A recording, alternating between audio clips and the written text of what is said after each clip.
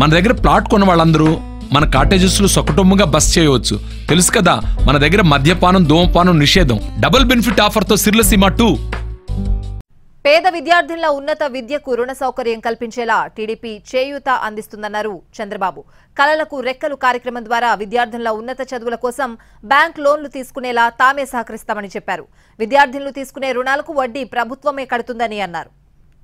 కలలకు రెక్కలు ఈ కార్యక్రమం ఒక వినూత్నమైన కార్యక్రమం.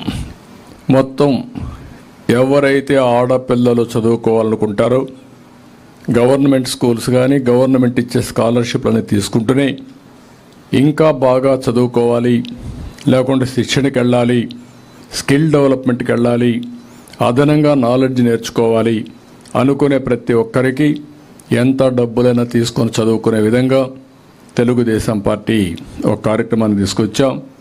దీనివల్ల వాళ్ళందరూ బ్యాంకు లోన్ తీసుకుని స్వేచ్ఛగా వాళ్ళు చదువుకునే అవకాశం వస్తుంది. కార్యక్రమం కోసం ఎంత డబ్బులైనా ఆ డబ్బులంతా గవర్నమెంట్ గ్యారంటీ ఇస్తాం. వడ్డీ అంతా గవర్నమెంటే కడతాం.